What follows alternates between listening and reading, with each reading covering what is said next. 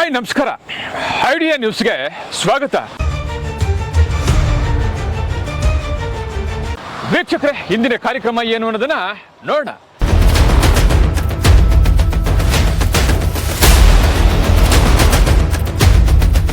ಇವತ್ತು ನಾವು ಕರ್ನಾಟಕದ ಗಡಿ ಭಾಗದಲ್ಲಿ ಇದ್ದೀವಿ. ವೀಕ್ಷಕರೇ, ನೀವು ನೋಡ್ತಾ ಇರಬಹುದು, ನೋಡಿ ಗಡಿ ಭಾಗ. ಇಲ್ಲಿ ನೋಡಿ ಬೌಂಡ್ರಿ ಎಲ್ಲ ಹಾಕಿರ್ತಾರೆ, ವಂದನೆಗಳು ಅಂತ ಕೂಡ ಇರ್ತದೆ. ನೋಡಿ, ಈ ಕಡೆ ಹೋದ್ರೆ ಕರ್ನಾಟಕ, ಈ ಕಡೆ ಹೋದ್ರೆ ಆಂಧ್ರ ಭಾಗ. ಸೊ ನಾವು ಇವತ್ತು ಗಡಿ ಭಾಗದಲ್ಲಿ ಇರ್ತಕ್ಕಂಥ ಒಂದು ಕ್ಷೇತ್ರ. ಇದನ್ನ ಬಿಟ್ರೆ ಆ ಕಡೆ ಆಂಧ್ರ ಬರುತ್ತೆ, ಪುಂಗ್ನೂರ್ ಅಂತ. ಸೊ ಇವತ್ತು ನಾವು ಒಂದು ಹೊಸ ಕಾನ್ಸೆಪ್ಟ್ ಅನ್ನ ಮಾಡ್ತಾ ಇದೀವಿ. ದಿನಕ್ಕೊಂದು ಹಳ್ಳಿ, ದಿನಕ್ಕೊಂದು ಎಪಿಸೋಡ್. 365 ದಿನಕ್ಕೆ 365 ಹಳ್ಳಿ ಸುತ್ತಿ ಹಳ್ಳಿಯಲ್ಲಿ ಇರ್ತಕ್ಕಂಥ ಕೆಲವು ಸಮಸ್ಯೆಗಳನ್ನ. ನಾವು ಬೆಳೆದಕ್ಕೆ ರೇಟ್ಗಳೇ ಇಲ್ಲ.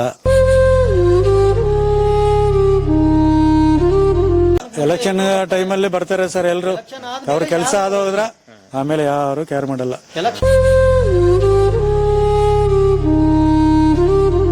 ಹಳ್ಳಿಯಲ್ಲಿ ಯಾವ ರೀತಿ ಅಭಿವೃದ್ಧಿ ಆಗಿದೆ, ಏನೇನು ಕೆಲಸ ಆಗಬೇಕು, ಏನೇನು ಕೆಲಸ ಆಗಿದೆ, ಆ ಹಳ್ಳಿಯಲ್ಲಿ ಯಾವ ರೀತಿ ನಾಗರಿಕ ಇದೆ, ಯಾವ ರೀತಿ ಬೆಳೆ ಇದೆ, ಎಷ್ಟು ವಿದ್ಯಾವಂತರಿದ್ದಾರೆ, ಎಷ್ಟು ಉದ್ಯೋಗಸ್ಥರಿದ್ದಾರೆ. ಸೊ ಟೋಟಲ್ ಆಗಿ ಒಂದಷ್ಟು ಹಳ್ಳಿ ಜನರ ಜೊತೆ ಇವತ್ತು ನಾವು ಒಂದು ಕಾರ್ಯಕ್ರಮ ಮಾಡ್ತಾ ಇದೀವಿ. ದಿನಕ್ಕೊಂದು ಹಳ್ಳಿ, 365 ಎಪಿಸೋಡ್ ಅನ್ನ ಕೂಡ ನೀವು ನೋಡಬಹುದು. ಆದ್ರೆ ಇವತ್ತು ನಾವು ಮೊದಲನೇದಾಗಿ ಕರ್ನಾಟಕದ ಪೂರ್ವ ಬಾಗಿಲು, ಏನೇ ಹೆಬ್ಬಾಗಿಲು ಅಂತೀವಿ, ಮುಳುಬಾಗಿಲು ಗಡಿ ಭಾಗದಲ್ಲಿ ಇದೀವಿ. ಕರ್ನಾಟಕಕ್ಕೆ ಗಡಿ ಭಾಗ ಅಂದ್ರೆ ಅದು ಮುಳುಬಾಗಿಲು. ಮೂಡಲ ಬಾಗಿಲು ಅಂತ ಹೆಸರಾಗಿರ್ತಕ್ಕಂಥ ಒಂದು ಮುಳುಬಾಗಿಲು ಕ್ಷೇತ್ರದ ಹೆಬ್ಳಿ ಗ್ರಾಮಕ್ಕೆ ಸೇರಿದಂತ ಕೊತ್ತೂರು ಒಂದು ಗ್ರಾಮದಲ್ಲಿ ಇದೀವಿ.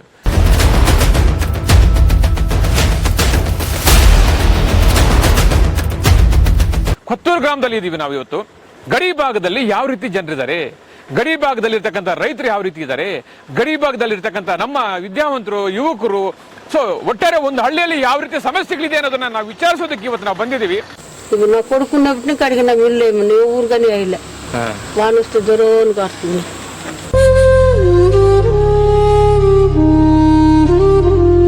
ಈ ರೀತಿ ಎಪಿಸೋಡ್ ಪ್ರತಿದಿನ ಕೂಡ ಒಂದು ಹಳ್ಳಿಯನ್ನ ಮಾಡ್ತಾ ಇದೀವಿ.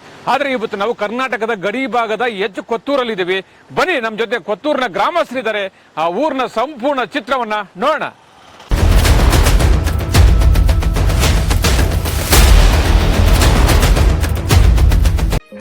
ನಮಸ್ಕಾರ ವೀಕ್ಷಕರೇ, ಐಡಿಯಾ ನ್ಯೂಸ್ಗೆ ಸ್ವಾಗತ. ವೀಕ್ಷಕರೇ, ಇವತ್ತು ನಾವು ಐಡಿಯಾ ತಂಡ ಕರ್ನಾಟಕದ ಗಡಿ ಭಾಗದ ಕೊತ್ತೂರು ಗ್ರಾಮಕ್ಕೆ ಭೇಟಿ ಕೊಡ್ತಿದ್ದೀವಿ. ವೀಕ್ಷಕರೇ, ನಾವು ಎಷ್ಟು ಸೆಲೆಬ್ರಿಟಿಗಳನ್ನ, ಎಷ್ಟು ರಾಜಕಾರಣಿಗಳನ್ನ ಇಂಟ್ರೂ ಮಾಡಿ ಅವ್ರನ್ನ ಇಡೀ ಪ್ರಪಂಚಕ್ಕೆ ತೋರಿಸಿದ್ದೀವಿ. ಆದರೆ ಇಡೀ ದೇಶಕ್ಕೆ ಅನ್ನ ಕೊಡುವ ಅನ್ನದಾತರ ಜೊತೆ, ಇಡೀ ದೇಶಕ್ಕೆ ಅನ್ನ ಕೊಡುವ ಅನ್ನದಾತರ ಕಷ್ಟ ಸುಖಗಳನ್ನು ವಿಚಾರಿಸೋದಕ್ಕೆ ಇವತ್ತು ನಾವು ಕರ್ನಾಟಕದ ಗಡಿ ಭಾಗದಲ್ಲಿರ್ತಕ್ಕಂತಹ ಹೆಬ್ಳಿ ಗ್ರಾಮ ಪಂಚಾಯಿತಿಗೆ ಸೇರಿದ ಕೊತ್ತೂರು ಗ್ರಾಮದಲ್ಲಿ ಇದ್ದೀವಿ. ಬನ್ನಿ, ಆ ಕೊತ್ತೂರು ಗ್ರಾಮದಲ್ಲಿ ಒಬ್ಬೊಬ್ಬರು ಒಂದೊಂದು ಸಮಸ್ಯೆಯನ್ನು ಕೂಡ ಹೇಳ್ತಿದ್ದಾರೆ. ಏನೇ ಇರಲಿ, ಇಂಥ ಸಮಸ್ಯೆಗಳು ಇಡೀ ರಾಜ್ಯದ ಆಗಿರ್ಬೋದು, ದೇಶ ಆಗಿರ್ಬೋದು, ಯಾವುದೇ ಹಳ್ಳಿಯಲ್ಲೂ ಕೂಡ ಬರಬಾರ್ದು. ಈ ಗ್ರಾಮಕ್ಕೆ ರಾಜಕಾರಣಿಗಳು ಚುನಾವಣೆಗೆ ಮೊದಲು ಬಂದಿರತಕ್ಕಂಥವ್ರು, ಆದರೆ ಇದುವರೆಗೂ ಈ ಗ್ರಾಮಕ್ಕೆ ಭೇಟಿನೇ ನೀಡಿಲ್ಲ. ಆದರೆ ಎಷ್ಟೋ ಬಡವರಿಗೆ ಮನೆ ಕೇಳಿದ್ರೆ ಮನೆನೇ ಕೊಟ್ಟಿಲ್ಲ. ಇವತ್ತು ಮಳೆ ಬಂದರೆ ಸೋರ್ತದೆ. ಎರಡ ಹಲವಾರು ಸಮಸ್ಯೆಗಳನ್ನು ಇವತ್ತು ನಮ್ಮ ಐಡಿಯಾ ನ್ಯೂಸ್ ತಂಡ ವಿಚಾರಿಸಿರ್ತಕ್ಕಂಥ ದೃಶ್ಯವನ್ನ ಸಂಪೂರ್ಣವಾಗಿ ನೋಡಿ. ಇವು ನಾವು ಕೊಡ್ಕೊಂಡ ಕಡೆಗೆ ನಾವು ಇಲ್ಲೇ ನೀವು ಊರ್ಗನೇ ಇಲ್ಲ ವಾನಷ್ಟು ದೊರೋನ್ ಕಾಡ್ತೀವಿ.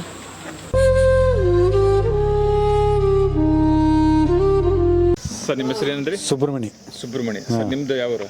ನಮ್ದು ಕೊತ್ತೂರು. ಸರ್, ಈಗ ಇಲ್ಲಿ ಗಡಿ ಭಾಗದಲ್ಲಿ ಇರ್ತಕ್ಕಂಥ ಒಂದು ಹಳ್ಳಿ. ಹೌದು ಸರ್. ಸೊ ಈ ಹಳ್ಳಿಯಲ್ಲಿ ಯಾವ ರೀತಿ ಜನ ಇದ್ದಾರೆ, ಏನೇನು ಸಮಸ್ಯೆಗಳಿದೆ ಅನ್ನೋದನ್ನ ನಾವು ಒಂದು ಸ್ಟೋರಿ ಮಾಡ್ತಾ ಇದ್ದೀವಿ ಸರ್. ಸೊ ನಿಮ್ಮ ಪ್ರಕಾರ ನಿಮ್ಮ ಹಳ್ಳಿ ಯಾವ ರೀತಿ ಇದೆ, ನಿಮ್ಮ ಸಮಸ್ಯೆಗಳೇನಿದೆ? ಸಮಸ್ಯೆಗಳೇನಿಲ್ಲ, ನಮ್ಮ ರೈತರದ ಸಮಸ್ಯೆ ಸರ್. ರೇಟ್ಗಳಿಲ್ಲ, ಬೆಲೆಗಳಿಗೆ. ನಾವು ಬೆಳೆದಕ್ಕೆ ರೇಟ್ಗಳೇ ಇಲ್ಲ. ನಮ್ಮ ಕೈಯಿಂದ ಆ ಕಡೆ ಹೋದ್ರೆ 10 ರೂಪಾಯಿ 20 ರೂಪಾಯಿ ಹೇಳ್ತಾರೆ. ಗೊಬ್ಬರಗಳು ಅಷ್ಟೇ. ಒಂದು ಚೀಲ 25 kg ಬಂದು 5,000 ಇವಾಗ. ಈ ಟೈನ್ ದರ ಇದೆಯಲ್ಲ, ಅದು 220 ರೂಪಾಯಿ 1 kg. ನಾವು ರೈತರಂತೂ ಹೇಳೋಕ್ಕಾಗಲ್ಲ. ಈ ಸಲ ಅಂದ್ರೆ ನಮ್ಗೆ ಏನು ಸಿಕ್ಕಲಿಲ್ಲ ಅಂದರೆ ತುಂಬ ಕಷ್ಟ. ರೈತರು ಎಲ್ರಿಗೂ ತುಂಬ ಕಷ್ಟ ಪಾಪ. ಪಂಚಾಯತಿಗೂ ಬರಲೇ ಇಲ್ಲ. ಮನೆಗಳು ಅಷ್ಟೇ ಸರ್. ಆವಾಗ ಒಂದು 5 ವರ್ಷಕ್ಕೆ ಮುಂಚೆ ಬಂದಿದ್ದಷ್ಟೇ, ಅದೇ ಮನೆಗಳೇ. ಆಮೇಲೆ ಬರಲೇ ಇಲ್ಲ. ಬಂದಿಲ್ಲ ಅಂತ ಹೇಳ್ತಾರೆ. ಪಂಚಾಯತಿ ಕಡೆಯಿಂದ ಅಭಿವೃದ್ಧಿ ಕಡಿಮೆ. ಸರ್, ತಾಲೂಕಿನಲ್ಲಿ MLA ಯಾರು ಸರ್? ತಾಲೂಕಿನಲ್ಲೇ ನಮ್ಮ ಸಮೃದ್ಧಿ ಮಂಜುನಾಥ್ ಅವರು. ಶಾಸಕರದ್ದು ಒಂದು ಕೆಲಸ ಕಾರ್ಯಗಳು ಹೆಂಗಿದೆ? ಅವ್ರದ್ದೇನೋ ಪರವಾಗಿಲ್ಲ, ರೋಡುಗಳು ಅದು ಇದು ಎಲ್ಲ ಮಾಡ್ತಾ ಇದ್ದಾರೆ. ಅಲ್ಲ, ಯಾವಾಗಾದ್ರೂ ಬಂದು ನಿಮ್ಮ ಊರಿನಲ್ಲಿ ಕೆಲವು ಕಾರ್ಯಕ್ರಮಗಳ ಬಗ್ಗೆ ಏನಾದ್ರು ವಿಚಾರ? ಮುಂಚೆ ಬಂದಿದ್ರು, ಆಮೇಲೆ ಬರ್ಲಿಲ್ಲ ಅವರು. ಮುಂಚೆ ಅಂದ್ರೆ ಎಷ್ಟು ವರ್ಷ ಆಯ್ತು? ಅದೇ ಎಲೆಕ್ಷನ್ ಆಗಕ್ ಮುಂಚೆ. ಎಲೆಕ್ಷನ್ ಆಗಕ್ಕೆ ಮೊದಲು ನಿಮ್ಮೂರಿಗೆ ಬಂದಿದ್ರು, ಬಂದಿದ್ರು, ಇದುವರೆಗೂ ನಿಮ್ಮೂರಿಗೆ ಬಂದಿಲ್ಲ. ಆಮೇಲೆ ಬಂದಿಲ್ಲ ಸರ್. ಕೇಳಿ ಎಲೆಕ್ಷನ್ ಮೊದಲು ಬಂದವರು ಗೆದ್ದ ನಂತರ ಬಂದಿಲ್ಲ ಇವರಿಗೆ. ಗೆಲ್ಲಕ್ಕೆ ಮುಂಚೆ ಬಂದಿದ್ರು 2-3 ಸಲ. ಎಲ್ಲ ಇಲ್ಲಿ ದೇವಸ್ಥಾನಕ್ಕೆಲ್ಲ ಅನುದಾನ ಕೊಟ್ಟಿದ್ರು. ಗೆಲ್ಲೋಕ್ ಮೊದಲು ಯಾರು ರಾಜಕಾರಣಿಗಳು ಬಂದಿದ್ರು ಸರ್ ನಿಮ್ಮೂರಿಗೆ? ನಮ್ಮೂರಿಗೆ ಕೊತ್ತೂರು ಮಂಜು ಅವರೆಲ್ಲ ಬರ್ತಾ ಇದ್ರು, ಇವರು ಬರ್ತಾ ಇದ್ರು. ಏನಿಲ್ಲ, ಗೆದ್ದ ನಂತರ ಇದುವರೆಗೆ ಯಾರು ಬಂದಿಲ್ಲ. ಗೆದ್ದ ನಂತರ ಕಡಿಮೆ. ಕಡಿಮೆ. ಒಟ್ಟಾರೆ ರೈತರಿಗೆ ಸಮಸ್ಯೆ ತುಂಬಾ ಇದೆ, ತುಂಬಾ ಸಮಸ್ಯೆ ಇದೆ ಸರ್, ಹೇಳ್ಕೊಳ್ಳಕ್ಕೆ ಆಗಲ್ಲ ನಿಜಾಗ್ಲು. ಈ ಕಡೆ ಆಂಧ್ರ ಇದೆ, ಈ ಕಡೆ ಕರ್ನಾಟಕ ಇದೆ. ಹೌದು. ನೀವು ಗಡಿ ಭಾಗದಲ್ಲಿ ಇರೋದ್ರಿಂದ ನಿಮ್ಗೆಲ್ಲ ಏನ್ ಅನ್ಸುತ್ತೆ? ಯಾವ ರೀತಿ ವಾತಾವರಣ ಇದೆ ಸರ್ ನಿಮ್ಮೂರು? ನಮ್ಮ ವಾತಾವರಣ ಏನು ಪರವಾಗಿಲ್ಲ, ಅದಕ್ಕೇನು ನಮ್ಗೇನು. ಇಲ್ಲಿ ಭಾಷೆ ಯಾವ ಜಾಸ್ತಿ ಮಾತಾಡ್ತಾರೆ ಸರ್? ನಮ್ದು ತೆಲುಗು, ಓದೋದೆಲ್ಲ ಕನ್ನಡನೇ, ಮಾತಾಡೋದು ಮಾತ್ರ ತೆಲುಗು. ಪಕ್ಕದಲ್ಲಿ ಗಡಿ ಭಾಗ. ಗಡಿ ಭಾಗ. ಸೊ ಒಟ್ಟಾರೆ ಫೀಲಿಂಗ್ ಏನಾದ್ರು ಇದೆಯಾ? ನಾವು ಗಡಿ ಭಾಗದಲ್ಲಿ ಇದೀವಿ, ನಮ್ಗೆ ಕೆಲಸ ಕಾರ್ಯಗಳು ಆಗ್ತಾ ಇಲ್ಲ, ಸುಮಾರು ರಾಜಕಾರಣಿಗಳು ಈ ಕಡೆ ಬರ್ತಾ ಇಲ್ಲ. ಇದೆ ಸರ್. ಓ ಇದೆ ಇದೆ ಇದೆ, ಬೇಜಾನಿದೆ. ಫೀಲಿಂಗ್ ಇದೆ ಸರ್? ಬೇಜಾನಿದೆ, ಈ ಕಡೆ ಬರೋದೇ ಕಡಿಮೆ. ಯಾರು ಬರಲ್ಲ. ಎಲೆಕ್ಷನ್ ಟೈಮಲ್ಲಿ ಬರ್ತಾರೆ ಸರ್ ಎಲ್ರು, ಅವ್ರ ಕೆಲಸ ಆದೋದ್ರ ಆಮೇಲೆ ಯಾರು ಕೇರ್ ಮಾಡಲ್ಲ. ಕರೆಂಟ್ ಪ್ರಾಬ್ಲಮ್ ಇರುತ್ತೆ, ನಮ್ಮ ಬೋರ್ಗಳು ಕರೆಂಟ್ ಪ್ರಾಬ್ಲಮ್ ಇರುತ್ತೆ. ಒಂದೊಂದ್ಸಲ ಯಾರು ಇಡ್ಸ್ಕೊಳ್ಳಲ್ಲ, ಏನು ಮಾಡೋದು? ಒಂದೊಂದು ಬೋರು 1,100-200 ಹಂಗೆ ಹೊಡ್ಸಿದ್ವಿ. ಎಷ್ಟು 30-40-50 ಇರುತ್ತೆ ಕರೆಂಟ್. ಲಾಸ್ಟ್ ಎಲ್ಲ ಆದಮೇಲೆ ನಮ್ಗೆ ಲಾಸ್ಟ್ ಬಾರ್ಡ್ರಿಗೆ ಬರೋದು ಕರೆಂಟು. ಇಲ್ಲಿಗೆ ಬರೋ ಸುಸ್ತಾಗತ್ತೆ. ತುಂಬ ಪ್ರಾಬ್ಲಮ್ ಇದೆ, ಏನು ಮಾಡೋದು ಸರ್? ನಮಸ್ತೆ ಅಕ್ಕ, ಏನ್ మీ పేరు? ಚಿಟ್ಟಮ್ಮ. ಫಸ್ಟ್ ನಾನು ಕನ್ನಡದಲ್ಲಿ ಮಾತಾಡ್ತೀನಿ, ನೋಡೋಣ. ಸರಿ, ನೀನು ಮಾತಾಡಕ್ಕೆ ಆಯ್ತು ನಮಸ್ಕಾರ. ಹೋಗ್ಲಿ, ನಮಸ್ಕಾರ. ಅರ್ಥ ಆಗ್ತದ? ವೀಕ್ಷಕರೇ, ನಾವು ಗಡಿ ಭಾಗದಲ್ಲಿ ಇದ್ದೀವಿ. ಸೊ ಇಲ್ಲಿಂದ ಅರ್ಧ ಕಿಲೋಮೀಟರ್ ಗಡಿ ಭಾಗ. ಸೊ ಪಕ್ಕದಲ್ಲಿ ಸ್ವಲ್ಪ ತೆಲುಗು ಕನ್ನಡ ಅಡ್ಜಸ್ಟ್ಮೆಂಟ್ ಇರ್ತದೆ. ಆದ್ರೂ ಕೂಡ ನಾವು ಈ ಊರಿನಲ್ಲಿ ಕೆಲವರು ಕನ್ನಡ ಮಾತಾಡ್ತಾರೆ, ಕೆಲವರು ತೆಲುಗು ಮಾತಾಡ್ತಾರೆ. ಆದ್ರೆ ಇವತ್ತು ಏನಕ್ಕ ನಿಮ್ಮ ಹೆಸರು? ಚಿಟ್ಟಮ್ಮ. ಚಿಟ್ಟಮ್ಮ. ಚಿಟ್ಟಮ್ಮ ಚಿಟ್ಟಮ್ಮ ಜೊತೆಯಲ್ಲಿ ಇದ್ದೀವಿ. ಅವರು ಕನ್ನಡದಲ್ಲಿ ಮಾತಾಡ್ತಾರೆ, ತೆಲುಗಲ್ಲಿ ಮಾತಾಡ್ತಾರೆ. ನೋಡೋಣ, కన్నడ బరుతా? రాదు. రాదు. నాకు రాదు. ఓకే, మీకు ఈ ఊర్లో నీళ్ళు గీళ్ళు అంతా బాగుందే? నీళ్ళు సౌకర్యం ఉంది. సో రోడ్స్ అంతా బాగుందే? బాగుంది. లైట్లు అంతా బాగుంది. లైట్లు ఏడా అదే ఒకటి గురువు అంటుకోలే. లైట్లు పోతే లైట్లు వేసేయలేదు? ఏడేస్తా ఉన్నారు. అది పెద్ద లైట్ గనుముగా అందరికి కనపడాల అనేసిరే కదా. గనుముగా వేసిండారు, అది కాలిపోయింది. మళ్ళీ దాన్ని పట్టించుకునే వాళ్ళు కాలిపోతే అంతే. అదంతే, మళ్ళీ ఎవరు చూసి అంతే. స్టార్టింగ్ వేసేటప్పుడు మాత్రం చూపిస్తారు, కాలిపోయినాక ఎవరికి చూపించాలి. ఎవరికి ఇది మా సమస్య. ఓకే, అది పెడితే ఇంకేముంది మీ ఊర్లో సమస్య? ఏముంది సమస్య? ఇదే కూలి చేసుకునేది, జీవనాలు చేసుకునేది. ఇట్లా బిడ్డలంతా చదువుతున్నారు బాగా? బిడ్డలు ఉంటే నా బిడ్డలంతా పనికి ఎదుర్కొనే ఉన్నారు. మనమల్లో మనమరాండ్లు వాళ్ళు చదువుకుంటారు. సో ಈಗ మీరు గడి భాగంలో ఉన్నారు. సో మీది ಯಾವ ತಾಲೂಕು? ఏందప్ప అది? మలపాకల తాలూకు. ఏందప్ప అది? ఏం తాలూకు తెలియదు. సరే, ముల్బాగల్. ఓకే, మీకు ఒక తాలూకు ఉంటుంది, అది ముల్బాగల్. ముల్బాగల్. పోనీ మీ పంచాయతీ? పంచాయతీ ఎబ్బని మాత్రం తెలుసు. ఎలాంటి మీరు ఎప్పుడు ఆడే ఉంటారు అంటే తాలూకు తెలియదు. తెలుసు, గుర్తుండేలే. పోనీ మీ జిల్లా యావది? కోలార్. నువ్వు మునేటప్ప కాదు, నా మనవరాలు. సో కోలార్ అంటే కోలార్కి ఎప్పుడైనా పోయింటారా? మోస్తుగా పోయిండు. ముల్బాగల్కి పోయింటారు. ముల్బాగల్కి. బెంగళూరుకి వచ్చినారా? బెంగళూరు చూసిండ, ఢిల్లీ కూడా చూసిండ. ఓ పర్వాలేదు, బాగుంది అక్క. చిట్టక్క కదా మీ చివరి చిట్టక్క. ఢిల్లీ కూడా చూసినారు. ఢిల్లీ కూడా. అంటే ఇప్పుడు మీ ఊర్లో మొత్తం ఎన్ని ఇండ్లు ఉన్నాయి? మొత్తం అందరూ సేరి ఎన్ని ఇండ్లు ఉన్నాయి? మొత్తం ఉండవు, 200 ఉంటాయి. మీకు ఏమనిపిస్తుంది? మీరు ఈ గడి భాగంలో ఉన్నారు కదా, సో అక్కడ ఆవకపోతే ఆంధ్ర, ఇవ్వకపోతే కర్ణాటక. సో ఇది కర్ణాటక. సో మీ కర్ణాటకలో ఉండేదానికి ఏమనిపిస్తుంది? పక్కన బార్డర్ ఉండేదానికి ఏమనిపిస్తుంది? ఏమనిపించి ఏం చెప్పి ఏం ప్రయోజనం? ఎలా కట్లనే అంతే, ఏం చెప్పి ఏం ప్రయోజనం? ఉన్నాము ఇంకా అట్లా దాని మంచి తినేకిలే, దీని చెడ్డ తినేకిలే. ఆంధ్రాలో పుట్టిండా, కర్ణాటకలోకి వచ్చిండా. దాని మంచి తినేకిలే, దీని మంచి తినేకిలే. నడి మధ్య ఉన్నాము, ఎట్లా కడిసిపోతా ఉంటుంది. అంతే అట్లే అంతే. సో ఒట్లో మీకు ఇన్ని దినాలు అట్లే అనిపించేసింది? అంతే. నేను ఏం అనిపించలే? ఏమి అనిపించలే.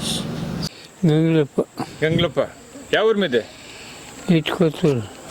ఎట్లా? ఎంత వయసు మీకే? 55. సో మీరు పుట్టినప్పుడు ఇంకా ఇదే ఊర్లో ఉండరా? ఎట్లుంది వ్యవస్థలు మీకంతా ఊర్లో? బాగుంది. మీకేం బాధ లేదా? ఏమి లేదా? ప్రాణానికి బాధ ఉంది. ప్రాణానికి ఏమైంది మీకు? షాక్ కొట్టింది. ఎందుకు బిడ్డలో? కొడుకు పేరు ఎత్తదు లేకపోయింది. ఎలా?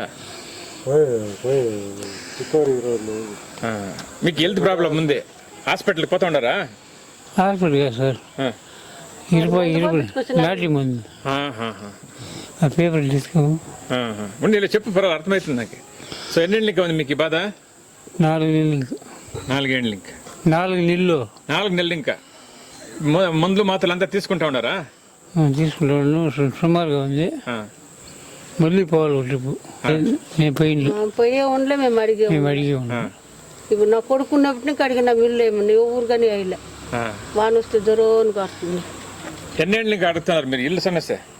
నా కొడుకున్నప్పటి నుంచి సార్ 5 ఏళ్ళు 6 ఏళ్ళు ఇంకా సో ఇల్లు కావాలని అడుగుతున్నారు, మీకు ఇల్లు ఇవ్వలేదు. ఎలా అనే? ఎలా అంటే సో పంచాయతీలో మీకు 2-3 ఏళ్ళు ఇంకా అడుగుతున్నారా? దానికి మొదలు ఇంకా అడుగుతున్నారు? దానికి ముందు ఇంకా అడుగుతానే ఉన్నాం. ఈ జాగాకి వచ్చినప్పటి ఇంకా ఇప్పుడు మీకు ఇల్లు చేసిలే? నంబర్లు చైర్మన్. సో మీరు ఇల్లు కావాలని అడిగేది మీ ఊర్లో మెంబర్ని మాత్రమే కదా? మెంబర్ ఏమంటాడు మీరు ఇల్లు అడిగితే? ఇంకా చాలా రాని ఉంటాడు. ఇప్పుడు మీకు ఇల్లు ఉందా లేదా? ఇదే సార్, అంత కారుతో ఉంది. వాన వస్తే ఉండే సీట్లు ఎంత పొయ్యిలు సీట్లు పిండాయి. వాన వస్తే రావడము ఇదే అట్లా తట్టుకుంటా ఉన్నాము.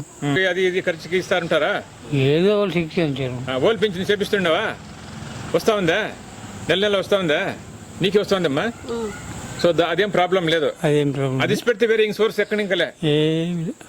మీరు మెంబర్ని అడగాల్సిండే పంచాయతీ. ఇంకా మీకు కొన్ని స్కీములు ఉంటాయి, ఆ స్కీములు అవి ఏమి ఇచ్చలేదా? అంతేకాని కష్టసుఖాలు ఏమైనా చెప్పకపోతే ఉండండి చేద్దాం సార్ చెప్తారు. పొద్దున్న రాని ఆ ఊరికి ఏదమో ఈ ఊరికి ఏదమో ఎవరికి చాలా స్కీములు వేస్తాము. ఉండేవాళ్ళకి ఎత్తిపి దొరుకుతారు, ఉండేవాళ్ళకి ఎత్తిపి దొరుకుతారు. లేని చూసేది ఇటు పోస్తుండల్లా అట్లే సాయిల్లా. ఇప్పుడు నా కొడుకున్నప్పటి నుంచి అడిగిన వీళ్ళేమన్నా ఎవరు కానీ అయ్యలే. వాన వస్తే జ్వరం కాస్తుంది.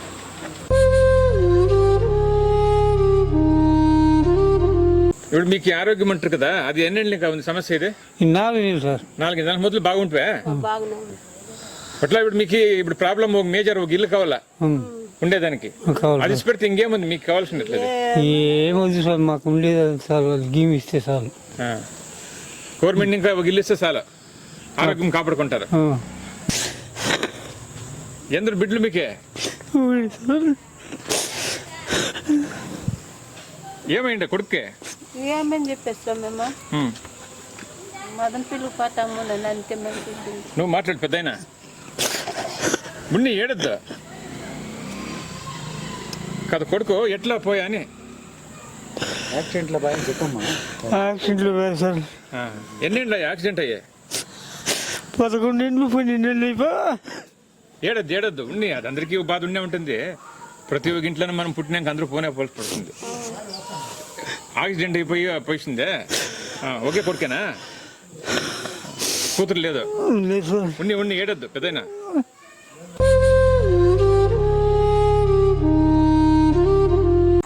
ವೀಕ್ಷಕರು, ನಾವಿವತ್ತು ಕರ್ನಾಟಕದ ಕೋಲಾರ ಜಿಲ್ಲೆಯ ಮುಳಬಾಗಿಲು ತಾಲೂಕಿನ ಗಡಿ ಭಾಗದ ಯಬ್ನಿ ಗ್ರಾಮ ಪಂಚಾಯತಿ ಎಚ್ ಕೊತ್ತೂರಲ್ಲಿದ್ದೀವಿ. ಸೊ ನಾವು ಇವತ್ತು ದಿನಕ್ಕೊಂದು ಹಳ್ಳಿಯಲ್ಲಿ ಒಂದು ಏನೇನು ಸಮಸ್ಯೆಗಳಿದೆ ಅಂತೇಳಿ ಒಂದು ಎಪಿಸೋಡನ್ನು ಮಾಡ್ತಾ ಇದ್ದೀವಿ. ಸೊ ಗಡಿ ಭಾಗ ಅಂದ ತಕ್ಷಣ ಇಡೀ ರಾಜ್ಯದ ಕರ್ನಾಟಕದ ಗಡಿ ಭಾಗ ಅಂದರೆ ಅದು ಎಲ್ಲರಿಗೂ ಕೂಡ ಗೊತ್ತಿರ್ತದೆ, ಕಡೆಯ ಭಾಗದಲ್ಲಿರ್ತಕ್ಕಂಥ ಒಂದು ಗ್ರಾಮ. ಸೊ ಈ ರೀತಿ ನಾವು ಪ್ರತಿ ಹಳ್ಳಿಯಲ್ಲಿ ಕೂಡ ಒಂದಷ್ಟು ಹಳ್ಳಿಯ ಸಮಸ್ಯೆ ಆಗಿರ್ಬೋದು, ಜನರ ಸಮಸ್ಯೆ ಆಗಿರ್ಬೋದು, ಕುಂದುಕೊರತೆಗಳಾಗಿರ್ಬೋದು, ಮೂಲಭೂತ ಸೌಕರ್ಯಗಳಾಗಿರ್ಬೋದು, ನಾನಾ ರೀತಿಯ ಸಮಸ್ಯೆಗಳನ್ನು ನಾವು ವಿಚಾರಿಸೋದಕ್ಕೆ ದಿನಕ್ಕೊಂದು ಎಪಿಸೋಡ್ ಥರ ನಾವು ಪ್ರತಿ ಹಳ್ಳಿಗೂ ಕೂಡ ವಿಸಿಟ್ ಮಾಡ್ತಾ ಇದ್ದೀವಿ. ಆದರೆ ಇವತ್ತು ನಮ್ಮ ಗಡಿ ಭಾಗದ ಕೊತ್ತೂರು ಗ್ರಾಮದಲ್ಲಿ ಎಲ್ಲವೂ ಕೂಡ ನಾವು ಸರ್ಚ್ ಮಾಡಿದಾಗ, ಸರ್ವೆ ಮಾಡಿದಾಗ, ಒಂದಷ್ಟು ವಿಚಾರ ತಂದಾಗ ಒಬ್ಬೊಬ್ಬರು ಒಂದೊಂಥರ ಅವರವರ ಒಂದು ಕಷ್ಟ ಸುಖವನ್ನು ಕೂಡ ಹಂಚ್ಕೊಂಡಿದ್ದಾರೆ. ಆದರೆ ಇವತ್ತು ವಿಶೇಷವಾಗಿ ನಮಗೆ ಗೊತ್ತಿರ್ತಕ್ಕಂಥ ವಿಷಯ ಏನಪ್ಪ ಅಂದರೆ, ಸೊ ಇಲ್ಲಿರ್ತಕ್ಕಂಥ ಇವರು ಗಂಗ್ಲಪ್ಪನವರು ಒಂದು ಕುಟುಂಬ. ಸೊ ಇವರಿಗೆ ಒಂದು ಮನೆ ಕೂಡ ಇಲ್ಲ. ಇವರು ಸುಮಾರು ದಿನಗಳಿಂದ ಕೂಡ ಮನೆ ಬೇಕು ಅಂತೇಳಿ ಹೇಳ್ತಿದ್ರು, ಕೂಡ ಮನೆ ಹಾಕಲಿಲ್ಲ ಅಂತೇಳಿ ಹೇಳ್ತಿದ್ದಾರೆ. ಮಗ ಇತ್ತೀಚೆಗಷ್ಟೇ ಕೆಲವು ದಿನಗಳ ನಂತರ ಅಪಘಾತ ಆಗಿ ಮೃತಪಟ್ಟಿರ್ತಕ್ಕಂಥ ಒಂದು ಕುಟುಂಬ ಜೊತೆ ನಾವು ಇವತ್ತಿದ್ದೀವಿ. ಆದರೆ ನಮ್ಗೆ ಇವತ್ತು ಸಿಕ್ಕಿರ್ತಕ್ಕಂಥ ಒಂದು ಸಂದೇಶ ಇದು.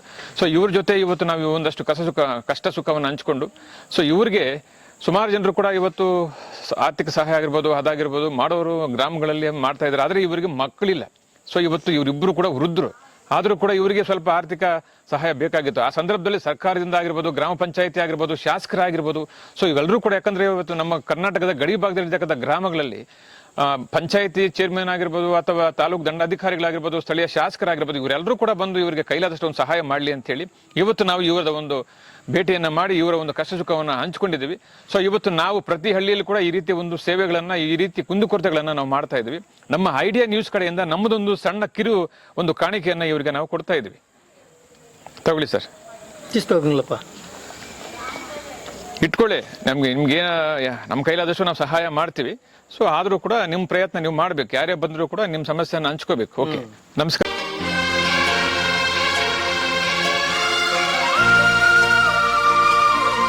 ನಮಸ್ತೆ ಎಲ್ಲ ನನ್ನ ಪ್ರೀತಿಯ ಕನ್ನಡಾಭಿಮಾನಿಗಳಿಗೆ, ಕಲಾಭಿಮಾನಿಗಳಿಗೆ ನಿಮ್ಮ ಪ್ರೀತಿಯ ಶಿವಾರ ಉಮೇಶ್ ಮಾಡೋ ನಮಸ್ಕಾರಗಳು. ಕೋಲಾರದ ಸಮಸ್ತ ಬಂಧುಗಳು, ಕರ್ನಾಟಕದ ಎಲ್ಲ ಕಲಾಭಿಮಾನಿಗಳು, ಕನ್ನಡಾಭಿಮಾನಿಗಳು ಈ ಐಡಿಯಾ ನ್ಯೂಸ್ ಚಾನಲ್ನ ಸಬ್ಸ್ಕ್ರೈಬ್ ಮಾಡ್ಕೊಳ್ಳಿ, ಬೆಂಬಲಿಸಿ, ಆಶೀರ್ವದಿಸಿ, ಆನಂದಿಸಿ, ವಿವೇಚಿಸಿ, ವಿಚಾರಿಸಿ. ಐಡಿಯಾ ನ್ಯೂಸ್ ಚಾನಲ್ಗೆ ತಾವೆಲ್ಲರೂ ಕೂಡ ಚಂದರ್ರಾಜ್. ಧನ್ಯವಾದಗಳು.